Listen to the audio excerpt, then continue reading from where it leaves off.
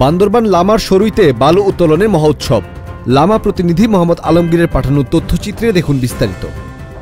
বান্দরবান লামা উপজেলার সরুই ইউনিয়নের বিভিন্ন জায়গা থেকে অবৈধ বালু উত্তোলনের মহোৎসব চলছে। পরিবেশের সঙ্গে হুমকির মুখে ফসলি জমি।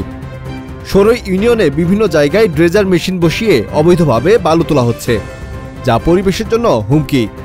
বিভিন্ন জায়গায় ড্রেজার মেশিন বসিয়ে অবৈধভাবে বালু তোলা হচ্ছে। এতে পরিবেশের ভারসাম্য নষ্ট হওয়ার পাশাপাশি ক্ষতিগ্রস্ত হচ্ছে ফসলি জমি। স্থানীয়দের অভিযোগ, প্রভাবশালী একটি চক্র বিভিন্ন ফসলি জমি থেকে ড্রেজার মেশিন বসিয়ে পাইপের মাধ্যমে অবাধে বালু উত্তোলন করছে।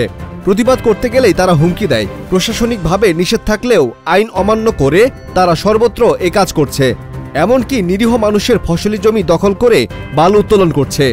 প্রস্তাবে রাজি না হলে তাদের নানাভাবে হয়রানি ও হুমকি ধামকি দিয়ে এলাকা থেকে অন্যত্র সরিয়ে দেওয়া হয়। সরেজমিনে গিয়ে দেখা যায় লামা সরুই ইউনিয়ন প্রয়োজনে গিয়ে দেখা যায় বিভিন্ন জায়গায় গর্ত করে পাইপ নিচে বসিয়ে প্রকাশ্যেই বালু উত্তোলনের কাজ চলছে। উত্তোলিত বালু নির্দিষ্ট জায়গায় রেখে বিক্রি করা হচ্ছে। সরেজমিনে দেখা যায় সরুই ইউনিয়নের আমতলী, লম্বাখোলা সহ কয়েকটি পয়েন্ট কথিত ডাক্তার আবুল হাসান, কাশেম, জসিম নাসির, আব্বাস, আবু সৈয়দ, আব্দুল আজিজ, সোয়াইব সিন্ডিকেট এর নেতৃত্ব চলছে দিন রাতে বালু উত্তোলন। এতে করে পরিবেশ হুমকির পাশাপাশি ধানি জমির ব্যাপক ক্ষতি হচ্ছে।